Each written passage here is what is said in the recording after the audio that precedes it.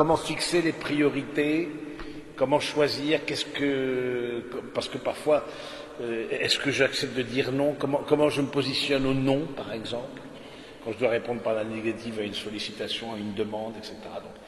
Donc, la première chose que je vous invite à faire, c'est d'abord une relecture de l'année passée.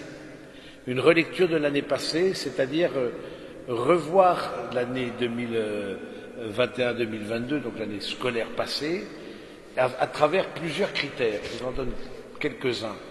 Premièrement, qu'est-ce qui vous a dynamisé durant cette année passée? Qu'est-ce qui vous a soutenu? Qu'est-ce qui vous a rempli de joie? Donc, premièrement, se poser et regarder l'année passée, relire l'année passée. Qu'est-ce qui vous a dévitalisé? Qu'est-ce qui a été raté? Qui vous a semblé raté? Qu'est-ce qui vous a semblé être un frein, être un obstacle, est-ce que vous avez des appréhensions, peut-être pour cette année qui commence? Donc c'est bien de les nommer aussi, de dire tiens, qu'est-ce qui m'a dévitalisé dans cette année qui s'est terminée, et qu'est-ce qui me semble bon à clarifier? Ça peut être clarifier une relation, clarifier votre vie professionnelle, clarifier des engagements associatifs ou dans les paroisses, etc., dans les mouvements. Et puis, un autre point, c'est quand vous vous projetez dans cette année qui vient, qu'est-ce qui me dynamiserait? Qu'est-ce que j'ai envie de vivre dans cette année 2022-2023? Qu'est-ce qui me donnerait envie de faire? Donc, je trouve que c'est bien de relire à l'aune de ces 4 critères. Donc, qu'est-ce qui vous a dynamisé? Qu'est-ce qui vous a dévitalisé? Qu'est-ce qui vous semble important à clarifier? Qu'est-ce que vous aimeriez vivre? Qu'est-ce qui vous dynamiserait dans l'avenir? De dire comment, au fond, je vois les priorités. Et ça veut dire, concrètement, prendre un temps chez soi, en silence, en solitude, etc., et répondre à ces questions. Je trouve que c'est déjà... Parce qu'il y a un risque dans notre société, puis nous sommes dans la société, etc., il y a un risque d'une sorte de course en avant, si vous voulez. Il y a un risque de toujours plus... On enchaîne les choses. Et ça, c'est... Même des retraites, vous pouvez les enchaîner, mais on ne s'approprie pas, j'y reviendrai plus tard, mais on ne s'approprie pas vraiment ce qu'on a vécu. Et à travers ces 4 critères, je trouve qu'il y a une belle manière de relire l'année qui s'est achevée et d'en tirer aussi il y a des choses qui vous apparaîtra. Et si vous êtes accompagné spirituellement, peut-être vous avez un accompagnateur, une accompagnatrice spirituelle, je trouve que c'est quelque chose à faire, un exercice pratique, assez simple, mais qui demande au fond le fait de le faire en face de quelqu'un, avec quelqu'un sur cet exercice. L'autre va poser des questions et donc va faire miroir d'une certaine manière par rapport à ce que vous avez vécu. Donc d'abord la relecture de votre année. Et puis à travers ça, vous posez la question, je pense qu'on en avait parlé l'année dernière, mais la question de votre charisme. Quel est votre charisme? Alors, à quoi on voit que quelque chose est un charisme? Un charisme, c'est faire facilement ce que d'autres font difficilement. Moi, un charisme, c'est un don. Nous qui sommes dans une attitude de foi, c'est un don de Dieu qui nous a été donné par le Saint-Esprit et qui nous permet de réaliser, parmi ceux qui ont des charismes, de fédérer les groupes. Il y a un qui a un charisme d'organisateur, il y a un qui a un charisme de faire rire les autres, il y en a qui ont des charismes de mettre en relation des gens improbables ou de se connecter à des gens très différents de voilà, tous les cas. Comment vous pourrez exprimer votre charisme, un don particulier que vous avez, et si vous n'y voyez pas clair, n'hésitez pas à demander. Demandez à ceux qui vous aiment, ceux qui vous entourent, à vos familles, vos amis. On a eu une conférence, on nous a demandé quel est notre charisme. Je ne sais pas trop quoi les réponses là. Posez-toi la question autour de vous. Qu'est-ce que vous voyez comme charisme? Et moi, vous savez, j'accompagne beaucoup les couples, etc. Et moi, je pose beaucoup la question aux couples. Quel est votre charisme de couple? En quoi il y a un don particulier, une alchimie particulière dans votre relation? Vous voyez, donc je pense que. Et puis un autre point, c'est quels sont vos temps de respiration?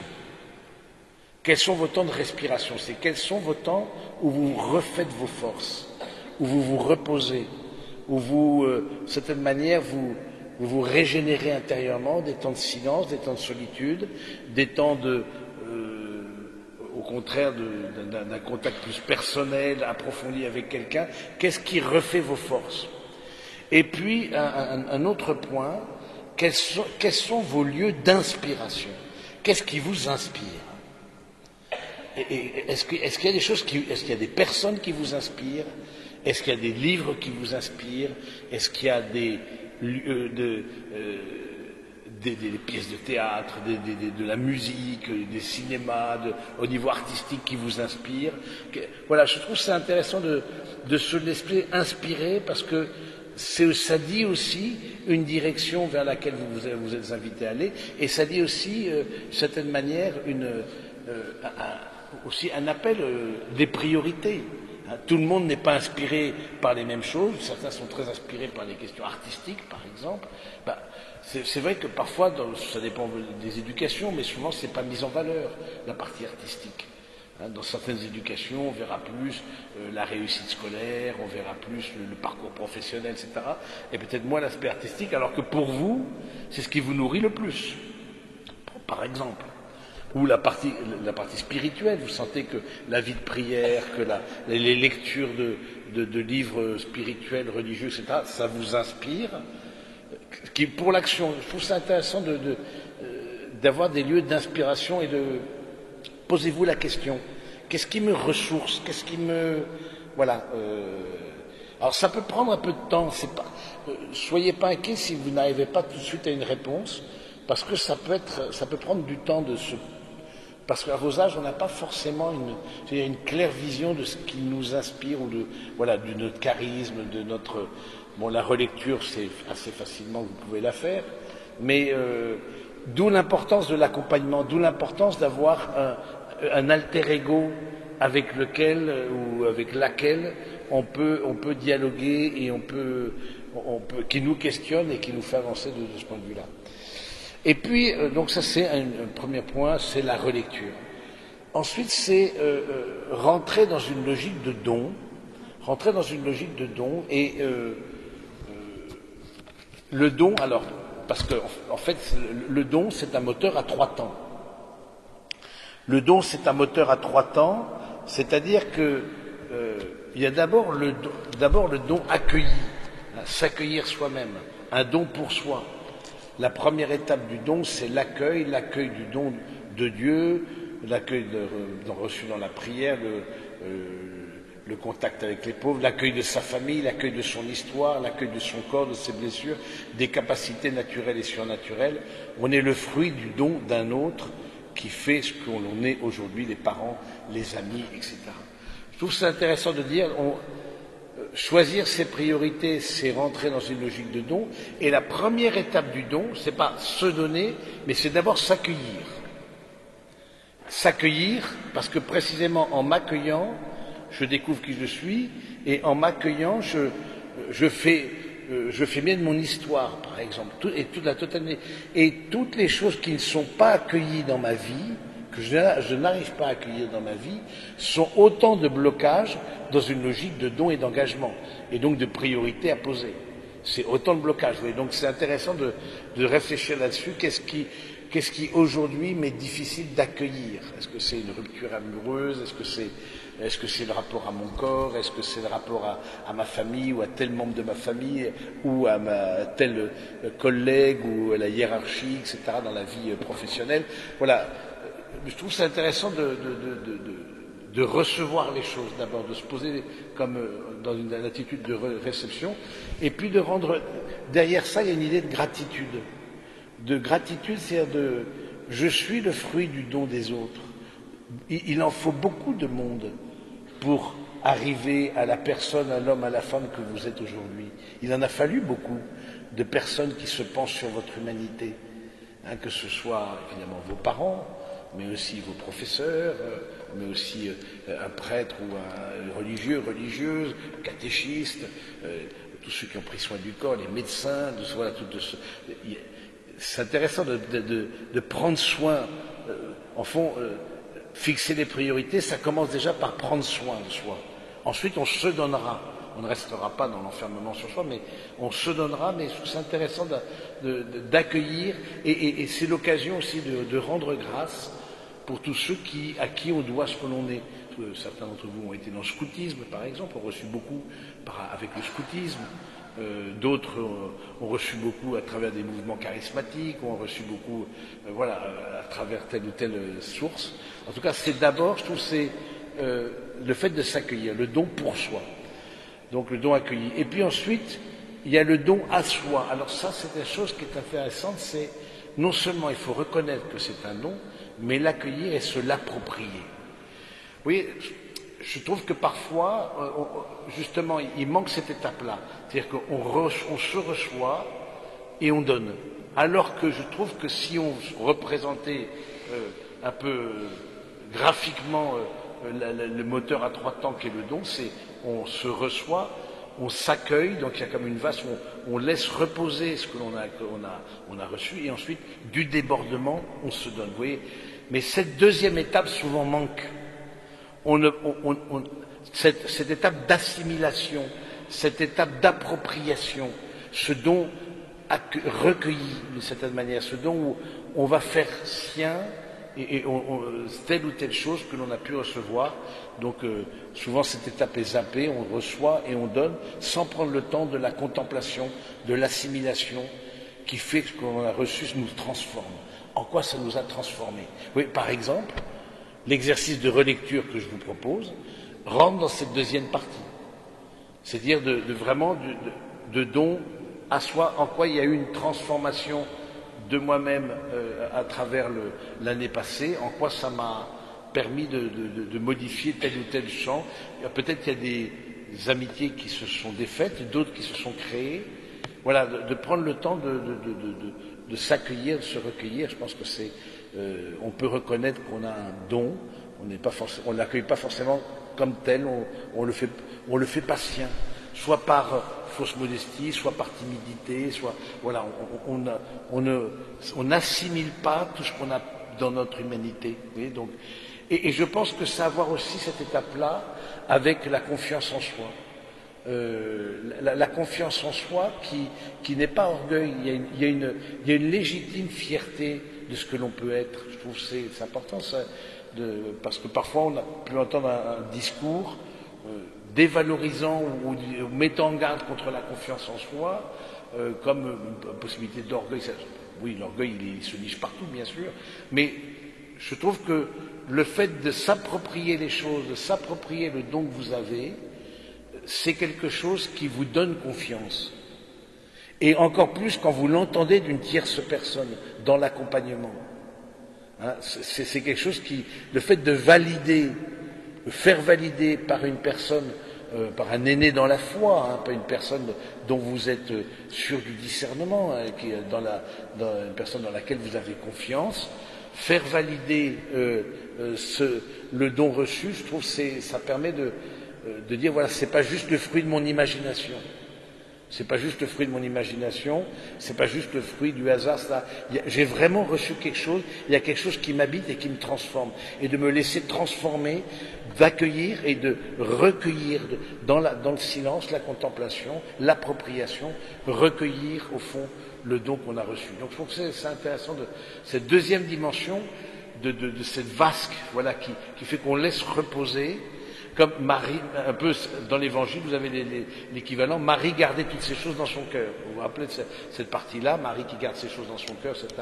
Au moment de l'Annonciation, au moment de la nativité, etc. Il y a plusieurs choses où elle était une attitude contemplative, d'accueil. Donc cette deuxième partie qui est intéressante.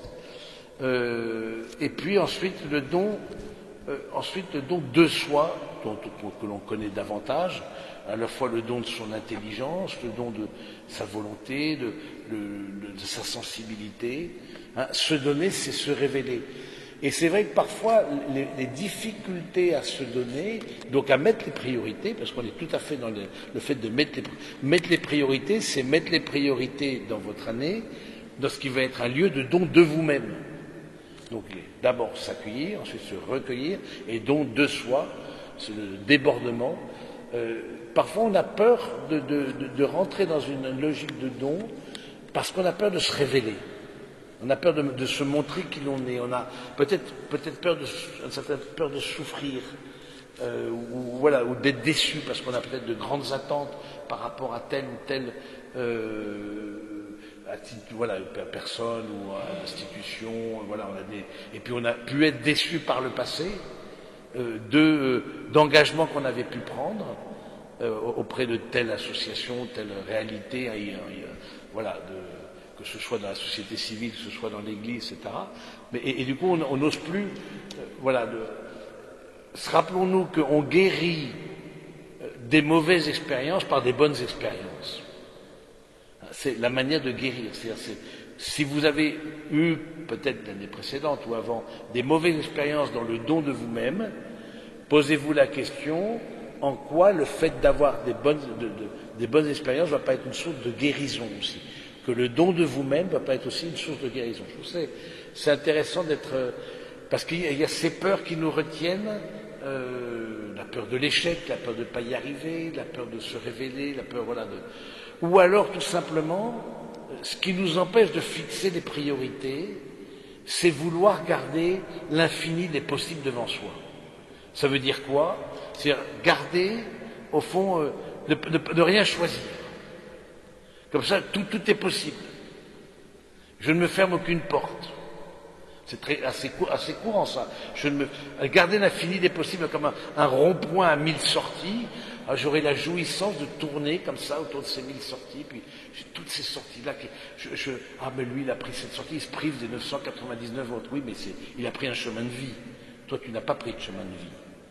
Donc, je trouve c'est intéressant de se dire, est-ce qu'il y a en moi se garder l'infini des possibles de cette liberté mal comprise, parce que la liberté c'est une liberté plus je m'engage, plus je suis libre, par définition. Plus je me donne, plus je suis libre. Parce que qu'est-ce que la liberté, si ce n'est cette capacité de s'engager.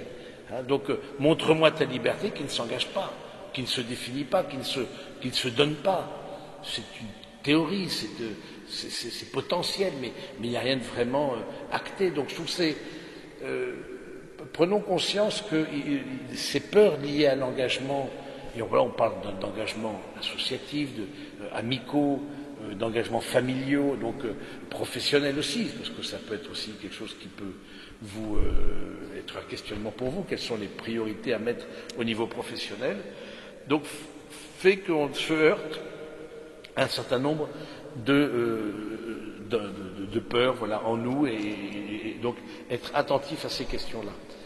Et de se rappeler une chose, c'est que le don peut justement guérir nos blessures, nos manques de confiance. Comment grandir dans la confiance en soi, confiance en Dieu, en l'autre? Comment grandir dans la confiance sinon en multipliant les bonnes expériences, en rentrant dans une logique de don? Et je crois que c'est cette capacité-là de rentrer dans une logique de don et donc de prise de risque. Et on voit bien que dans notre société, et peut-être le Covid n'a pas arrangé ça aussi, je trouve ça un peu cassé quelque chose, là, comme une logique, une dynamique de don aussi, ça cassait, je ne sais pas ce que vous en pensez, mais je trouve ça, j'accompagne un groupe de jeunes pros à Compiègne, notre communauté près de Compiègne, etc. Et je trouve qu'il y a quelque chose qui a été, c'est bien d'en prendre comme une peur, on n'ose pas donner la main, tu vois, on n'ose pas à la paix du Christ comme ça, on fait la bouddhiste comme ça, on n'ose pas donner la main, on n'ose pas s'embrasser, on n'ose pas, comme s'il y avait une sorte de peur de l'autre qui s'est développée, je trouve que ça a cassé quelque chose. Alors ça peut reprendre, mais soyons attentifs de ne pas nous laisser nous enfermer dans une sorte de contrôle excessif qui nous empêcherait de nous donner. Et on voit bien que notre société fonctionne comme ça, dans le risque zéro, le principe de précaution, etc., etc. Il faut des assurances partout, tout le monde, ouverture de parapluie partout, etc., etc., qui fait que surtout pas de prise de risque. Forcément, quand tu fixes des priorités, tu prends un risque. Parce que tu le risque de te tromper, mais c'est aussi, est-ce que c'est pas là-dessus aussi où tu apprends? Tu prends un risque. Et rentrer dans une logique de don, c'est prendre un risque. Un risque d'être déçu, mais aussi le risque aussi d'être heureux, le risque de développer ses talents, de voir le côté, de développer une partie de ce qu'on on n'avait pas vu peut-être telle ou telle chose dans notre vie, et le fait de rentrer dans une logique de don et de prendre un engagement et de fixer des priorités pour notre année, fait qu'au bout de ce temps, on dit, ben oui, finalement, ça me plaît, ça me réjouit, ça m'épanouit, bon, donc, soyons attentifs là-dessus, d'accepter une prise de risque, voilà, de ne pas écouter de toutes ces sirènes du contrôle qui fait que, voilà, que surtout, il faut se protéger de toutes parts. Je pense que fixer des priorités, c'est accepter aussi. J'aime bien quand Pape François il dit il faut que l'Église, même si elle fait des initiatives qui ne marchent pas, même si c'est comme un hôpital de campagne. Voilà, on arrive. C'est mieux d'arriver blessé devant le Seigneur parce qu'on a essayé un truc qui ça n'a pas marché, puis bon, voilà. Mais plutôt que d'être plongé dans la naphtaline. À ne pas bouger et pétrifier de peur d'être blessé. Vous voyez, donc voilà, je pense que c'est intéressant de voir que Jésus ressuscite avec ses blessures. C'est intéressant de voir ça. On aurait pu penser, non, on va montrer un Dieu super bodybuildé, etc. Nickel, chrome. C'est avec ses blessures qu'il ressuscite. Hein. Mets ton doigt ta main dans mon côté, ton doigt, dit-il à Thomas, dans les traces de mes plaies, de mes mains, etc. Donc, voilà, je trouve que c'est intéressant qu'après la résurrection, Jésus montre ses blessures. Et je trouve que le fait d'accepter nous portons des blessures, que ce soit parce que d'autres ne se sont pas donnés, n'ont pas pris soin, ou se sont mal donnés, ou que nous-mêmes nous avons posé des choix qui nous ont ensuite entraînés dans des chemins, dans des impasses au fond. Bon, nous portons ces blessures-là, mais je trouve ça intéressant comme chrétiens, on a un regard différent. On voit que de la blessure peut jaillir la vie, de la faille peut jaillir la lumière. Oui, c'est vraiment un regard profondément chrétien, évangélique, de dire, et le Christ est celui vraiment qui nous apprend, évidemment, la logique du don, en se laissant blesser, et ô combien. Donc je trouve que c'est intéressant peut-être que chacun s'interroge là-dessus sur où est-ce qu'il en est de cette capacité à se révéler, à s'exposer,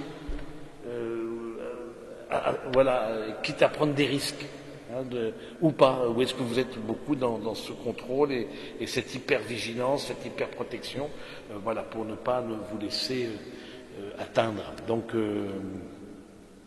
voilà, donc la personne est faite pour la personne, qu'elle soit humaine ou divine. On grandit dans la maturité en prenant soin de l'autre. Hein. C'est sûr que c'est un lieu de croissance, le fait de fixer les priorités, c'est-à-dire de fixer. Il y a un discernement. Quoi donner, à qui donner, avec quelle intensité donner. Et peut-être à revisiter, je pense particulièrement à votre vie pro, à revisiter votre vie pro. Fixer les priorités, c'est dire non. C'est dire non. Fixer les priorités, c'est, certaine manière, accepter qu'il y a des choses qui ne sont pas prioritaires. Et dire non, c'est dire je. Ça remonte à quand la dernière fois que vous avez dit non? Parce qu'on prie, nous on est très, il faut prier Notre-Dame du oui, etc. Vous avez entendu ça, etc. Prier Notre-Dame du oui, etc. Très bien. Mais être chrétien, c'est aussi dire non, et puis être dans une dimension de vie, de choisir des priorités dans sa vie, en tout cas dans son année, c'est dire non à d'autres choses. Donc, intéressant de dire non, c'est dire je. Oui, dire non, c'est dire je sais. C'est affirmer justement qu'est-ce qui compte vraiment pour moi. Qu'est-ce qui compte pour moi? Qu'est-ce qui a du sens? Qu'est-ce qui fait que je suis capable de donner de la peine? Parce que vous avez reçu les uns les autres beaucoup de choses à travers votre éducation, vous avez de bonnes intelligences, une bonne formation, etc. Donc, grosse capacité de don. Mais de se poser la question, justement, où est-ce que ça fait sens, où est-ce que ça, qu'est-ce que je veux vivre qui va permettre à ce charisme que j'ai de se développer. Oui, je pense que c'est quelque chose sur lequel vous pouvez vous interroger et du coup d'accepter de dire, ben voilà, telle chose n'est pas prioritaire. Alors, parfois, je pense à la vie professionnelle. La vie professionnelle, c'est pas forcément facile de mettre le curseur parce que vous êtes peut-être, voilà, quand on est jeune professionnel, etc., on n'a pas forcément beaucoup de latitude. Et puis dire non à au niveau horaire, par exemple, parfois il y a des horaires complètement dingues, bon, ça dépend des métiers, mais il y a des débordements clairement de la vie pro sur la vie perso, clairement. Est-ce que vous êtes capable de dire, ben non, là j'ai besoin de ce week-end, je me déconnecte? Est-ce que vous arrivez, le droit à la déconnexion, hein, il y a dans certaines entreprises, hein, le droit à la déconnexion. Est-ce que je me déconnecte? Ou est-ce que je veux être quelque part reconnu et donc valorisé parce que je suis le mec qui a eu à minuit répond au mail de son plus un, quoi. Tu vois, où est-ce que j'en suis là? Quelque part, fixer les priorités, ça revisite votre culpabilité. C'est-à-dire, quelque part, fixer les priorités, ça revisite qu'est-ce qui est important, et donc du coup, accepter de ne pas répondre aux attentes de tous. Il y a des personnes aux attentes desquelles vous ne pourrez pas répondre, vous ne voulez pas répondre. Bon, alors c'est vrai que si plusieurs fois on dit non à son N+1, c'est bien de trouver un plan B, parce que ça, potentiellement, vous êtes sur la voie de sortie, quoi. Donc sur le toboggan, en mode voilà, siège éjectable, quoi. Donc bon. Mais parfois aussi, c'est d'avoir dire ce travail-là que j'ai, c'est pas quelque chose qui correspond à mes valeurs. Et je trouve que vous êtes, et c'est très heureux, vous êtes beaucoup plus comme ma génération, mais vous êtes beaucoup plus exigeant en termes de correspondance entre ce que vous portez comme valeur et votre vie professionnelle. Et ça, je trouve ça très heureux. Voilà, et c'est parce que vous avez aussi une formation qui vous permet de choisir, etc. Et dans les critères de choix, les valeurs du travail, que porte votre travail, vont être importantes. Avec toujours une question, surtout pour ceux d'entre vous qui ont un job vocation. Qu'est-ce que j'appelle un job vocation? Évidemment, tout ce qui est de l'ordre du soin, tout ce qui est de l'ordre, donc, que ce soit médical, paramédical, etc., tout ce qui est de l'ordre de l'enseignement, tout ce qui est de l'ordre du maintien de l'ordre, de l'armée, voilà, ce sont des jobs vocation. Et avec la difficulté quand on a, ou le soin des pauvres, l'accompagnement des personnes plus pauvres, vous êtes impliqué dans des associations, mais c'est votre travail. Est-ce que j'accepte de limiter? Est-ce que j'accepte c'est pas facile parce que du coup c'est assez culpabilisant parce que vous dites, si je pars, voilà, je suis médecin, je suis au service des urgences, voilà. Puis à côté, on peut très vite tomber en mode sauveur. C'est le mode sauveur qui fait qu'on a besoin de moi, je suis valorisé. Du coup, j'arrive pas à mettre une limite à la quantité de travail parce que je suis dans un job vocation. Et donc, qui a du sens, qui me valorise, mais au fond, je me mets dans une position. Vous savez qu'il y a 3 positions qui sont toxiques dans les relations. Il y a le fait d'être sauveur, il y a le fait d'être victime, et il y a le fait d'être bourreau. Ce qu'on appelle le triangle maléfique, le triangle de Cartman, pour ceux qui ont fait un peu de psychologie, les sauveurs, bourreaux, victimes. Donc ces 3 positions toxiques, c'est ces 3 positions qui fait qu'on n'a pas une relation à l'autre ajustée. On est dans une forme de toute-puissance. Or, rentrer dans une logique, accepter de dire non, c'est sortir de la toute-puissance. Et je pense que, voilà, donc posez-vous la question par rapport à votre vie professionnelle, est-ce qu'il y a quelque chose à retravailler pour cette année qui vient? Et de dire quels sont au fond vos fondamentaux. Vous connaissez cette parabole des gros cailloux, je vous la redis encore une fois, mais bon, que vous la connaissez bien, voilà, il y a des cailloux, ce prof là qui met devant les élèves un seau avec des gros cailloux, du sable, du gravier, de l'eau, il dit comment faire rentrer tout. Alors s'il met d'abord l'eau, le sable, le gravier, les gros cailloux ne rentrent pas. Mais si c'est l'inverse, tout rentre. C'est-à-dire, si je mets mes priorités, mes fondamentaux, pour cette année, que j'ai déterminé, que j'ai dit ça, et que je vais revisiter au cours de l'année. Moi, ma religion, c'est la religion de l'agenda. C'est-à-dire quoi? quelles sont les priorités se voient dans ton agenda. Donc ça peut être intéressant de reprendre votre agenda, j'en suis encore à l'agenda papier, vous avez tout, voilà, en scrollant, vous avez votre agenda électronique. Et qu'est-ce qu'a été relire son agenda de l'année passée, ça peut être intéressant. Qu'est-ce que j'ai vécu l'année passée? Parce que parfois on l'oublie. Donc je trouve que c'est quelque chose qui est assez passionnant de les priorités, qu'est-ce qui sont pour vous les incontournables? Est-ce que c'est le lien avec ma famille? Est-ce que vous êtes dans une relation amoureuse? Du coup, je veux donner du temps à cette relation parce que j'y crois, parce que ceci. Donc voilà. Est-ce que c'est ça qui, pour moi, est un incontournable? Est-ce que pour moi, ce qui est un incontournable, c'est de me former? Est-ce que ce qui est un incontournable, c'est peut-être réfléchir à une réorientation professionnelle? Je veux vivre ça cette année. Vous voyez, donc, je trouve ça intéressant de pouvoir être attentif là-dessus, de vous poser la question pour justement pour fixer des priorités et de valider dans le courant de l'année les différents. Où est-ce que vous êtes peut-être même de les écrire? Moi, je vous conseille de les écrire et la relecture de l'écrire. Il y a comme ça, dans certaines retraites, on s'écrit à soi-même une lettre.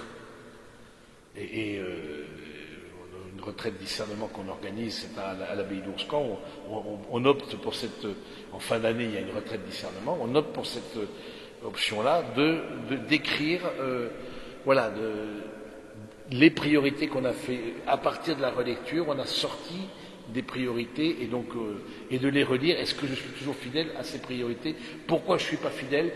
Qu'est-ce qui a fait qu'en fait j'ai changé d'option? C'est pas juste vivre, c'est vraiment être aux commandes de sa vie, pas subir sa vie. Parce que pas mettre des priorités, c'est subir sa vie. C'est fait que les autres, tu obéis aux priorités des autres. Et ça, c'est non. C'est pas ça qui va t'aider à grandir. C'est pas ça qui va t'aider à grandir en maturité, à devenir un homme, une femme debout. Voilà, c'est pas juste en vivant par procuration, en faisant plaisir, parce que je n'ose pas dire non, parce que je n'aime pas le conflit. Oui, il y a parfois des éducations comme ça. Hein, donc soyez attentifs. Et du coup, je vis par procuration. Toutes les propositions que je reçois, je dis oui, etc. Parce que j'ai pas de cap. J'ai pas de direction vers laquelle me rendre. Donc je trouve que c'est parce que j'ai peut-être pas assez de connaissances aussi de moi-même, parce que j'ai pas assez de confiance en ce que je porte, en ce que le Seigneur a semé. Oui, cette confiance dans ce que vous portez, je trouve que c'est important.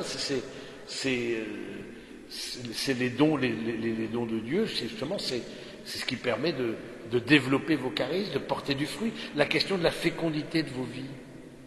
Hein, je pense que la plupart d'entre vous, vous êtes, en tout cas, vous n'êtes pas mariés ou rarement mariés, ou beaucoup vous êtes célibataires, etc. Mais bon, c'est pas pour ça que votre vie ne porte pas du fruit. Quelle est la fécondité de ma vie aujourd'hui? Qu'est-ce qui porte du fruit dans ma vie? Et justement, par rapport à cette question du célibat, qui est parfois, pour un certain nombre d'entre vous, en tout cas un célibat plus subi qu'autre chose, pour qu'il soit moins subi, je trouve que de poser des priorités qui permettent de porter du fruit, c'est une des manières de ne pas subir son célibat. Alors, je pense que la grande majorité d'entre vous, vous avez l'aspiration à fonder une famille, à rentrer dans une relation amoureuse, etc. Je sais que c'est une attente pour beaucoup. Alors, parfois, il faut être patient, et puis c'est pas si simple que ça. Mais ça se prépare. Je trouve que ça se prépare. La fécondité ensuite qu'on a dans une vie amoureuse et une vie de famille se prépare par le choix de la fécondité que vous avez fait quand vous étiez célibataire. Et je trouve que il y a quelque chose qui retentit. Je veux dire, vous voyez les choses comme étant liées. Quoi. Donc c'est pas. N'attendez pas. Oui, je porterai du fruit quand je serai père ou mère de famille. Ben non. Oui, quand tu seras, mais pas que. Aujourd'hui, ce n'est pas ton cas, pour la grande majorité d'entre vous, si c'est la totalité. Bon, mais où est mon lieu de fécondité? Où est-ce que je porte du fruit? Où est-ce que je peux faire du bien? Où est-ce que je suis heureux? Oui, c'est ça les priorités, je trouve. Et derrière ça, ça construit ce qui sera la fécondité plus grande dans l'engagement plus définitif que vous porterez ensuite dans la vie matrimoniale pour beaucoup d'entre vous, certains peut-être dans la vie consacrée, on ne sait pas, mais bon. Mais je trouve que c'est intéressant de préparer ça, de dire j'ai préparé le chemin et le terrain d'un engagement plus définitif en choisissant ce qui était fécond, c'est-à-dire en renonçant à ce qui était stérile dans ma vie. Qu'est-ce qui ne porte pas du fruit? Qu'est-ce qui est du côté mondain? Vous voyez ce que je veux dire? Il y a le côté mondain qui fait que on sent qu'on veut plaire à une image, on veut coller à une image, on veut correspondre, etc. Mais encore, on est dans le vouloir plaire. Et plaire, c'est une plaie. C'est-à-dire, c'est parce qu'on vit par procuration. Donc, ce que je vous invite à faire, c'est et à vous interroger vraiment dans votre parcours, c'est à travers ce choix de la fécondité, de ce qui porte du fruit. Alors, comment on peut dire peut-être plus clairement, parce que c'est peut-être un peu encore vague, où est-ce que vous voyez que vous faites du bien? Je suis sûr que vous faites beaucoup de bien autour de vous. J'en suis convaincu. Mais où est-ce que vous voyez que vous faites du bien? Où est-ce qu'on vous retourne? Peut-être aussi, vous dites, mais là, ça m'a fait beaucoup de bien d'être avec toi. Vous sentez les gens heureux à votre contact. Ça, c'est un lieu de fécondité. Vous voyez, c'est un lieu de fécondité. C'est un lieu où vous portez du fruit. Et de choisir ces lieux-là, où est-ce que vous voyez vous-même que vous êtes dans une joie, dans la joie, vraiment une vraie joie, dans certaines circonstances, dans certaines situations, ça vous met vraiment dans la joie, qui est un lieu aussi de fécondité. Qu'est-ce qui vous rapproche du Seigneur? Qu'est-ce qui vous en éloigne? Oui. Voilà, c'est aussi un questionnement pour dire dans les priorités, qu'est-ce qui va me permettre d'aller dans tel sens ou dans tel autre? Voilà, je pense que c'est un peu ce que je voulais vous dire aujourd'hui, d'être voilà parce que vous allez être sollicité, vous allez être pour beaucoup d'entre vous peut-être déjà engagés dans un certain nombre de choses, ou alors en réflexion par rapport à d'autres choses. Voilà, donc soyez attentifs à ce que vous pouvez porter et à ce que vous pouvez donner et à vivre, à prendre votre vie en main d'une certaine manière, à faire des vrais choix. Voilà ce que je voulais vous dire. Est-ce que vous avez des questions? Est-ce que des choses qui vous voulez donner des témoignages ou voilà quelque chose qui peut éventuellement vous aider à voilà. Oui.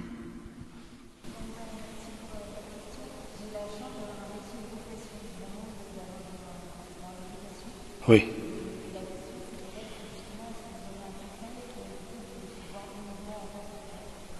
Comment mettre les limites, c'est ça un peu?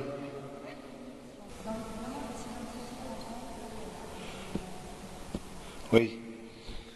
Que ce ne soit pas mon seul lieu de fécondité, c'est ça? Comment faire pour que ce ne soit pas mon seul lieu de fécondité? C'est vrai que c'est le métier vocation. Que je me définisse pas, en plus qui sont parfois tout ce qui est l'accompagnement, l'accompagnement et l'enseignement aussi, c'est ça. Donc c'est vrai que c'est quelque chose qui est très valorisé aussi, très valorisant. Donc, mais au niveau horaire, tu arrives à mettre bon ça c'est important, de ne pas dépasser, de pas. Maintenant, comment faire pour ne pas s'identifier, de n'être que la personne qui accompagne, que la personne qui enseigne, que le médecin, que celui qui est membre des forces de l'ordre, etc., bon, les forces de sécurité, voilà, que je suis que ça. C'est de se dire, où sont mes autres lieux de fécondité? Ça, c'est un lieu, bien sûr, ce travail-là, l'enseignement, l'accompagnement, le soin, les forces de sécurité, etc., c'est des choses extrêmement importantes et belles. Voilà, mais est-ce qu'il y a d'autres lieux ou je fais du bien. Donc je pense que pour ne pas se définir que par rapport à son propre job vocation, et donc d'être, par exemple, si quelqu'un qui est médecin, etc., mais bon, est-ce qu'il sera un autre lieu, ce sera accompagner des jeunes adolescents en aumônerie, les aider, etc., qui est un lieu complètement différent. Et de préférence, choisissez un lieu qui est vraiment différent très, très différent de ce que vous vivez. Par exemple, si tu es enseignant, c'est bon, de se mettre dans l'alphabétisation, c'est un peu la même chose, quoi. Bon, c'est bien, mais quelque chose qui soit très différent, du coup, qui fait que, déjà, qu'on ait plusieurs centres d'intérêt et qu'on ne soit pas résumé et qu'on ne se résume pas soi-même et que les autres ne nous résument pas à notre simple job vocation, par exemple. Je ne sais pas si ça répond, ça, c'est bon? Oui? Un des critères de discernement concernant les amitiés Oui. et le temps. Alors, donc, critères de discernement concernant les amitiés et le temps. Alors, je pense que là aussi, c'est peut-être plus vrai à Paris parce il y a une sorte de course en avant, on peut se perdre un peu dans vouloir ne pas manquer une rencontre amicale, ne pas manquer une idée, ne pas manquer, etc.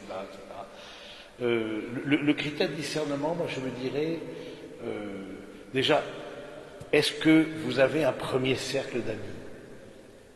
Un vrai premier cercle?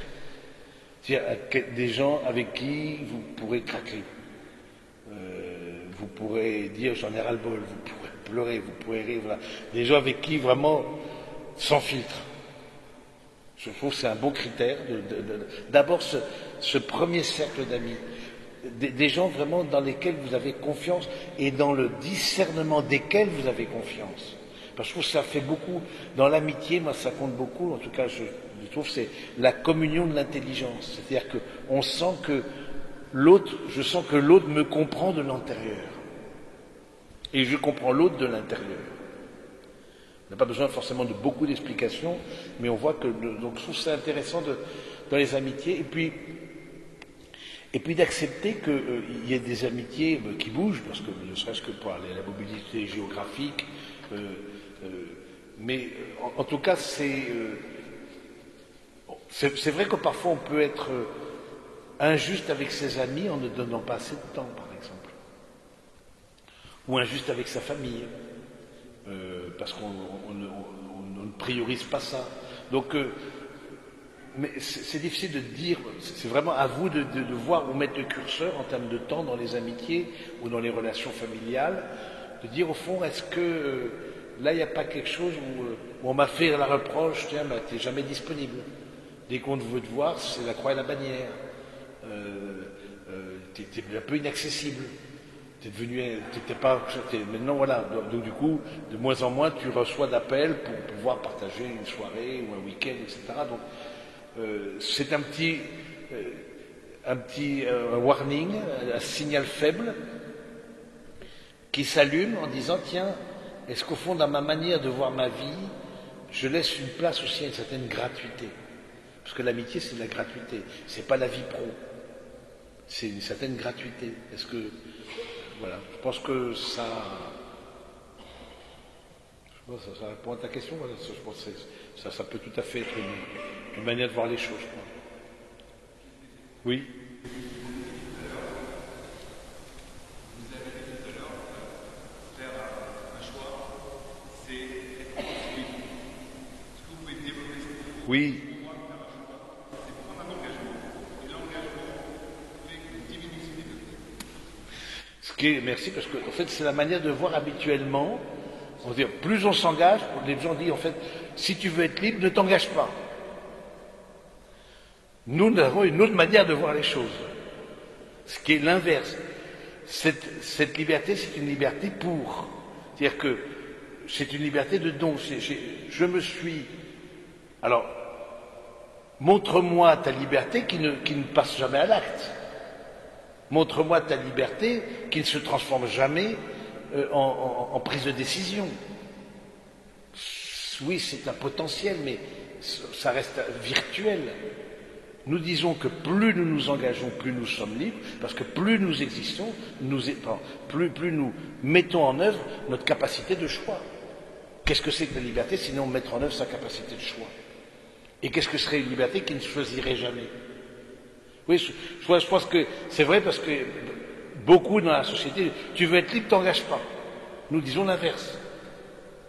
Nous disons l'inverse, c'est que plus je m'engage, plus j'exerce cette capacité de don, qu'on appelle liberté aussi. Plus je l'exerce, plus je le donne. Mais je pense que c'est une autre manière de voir.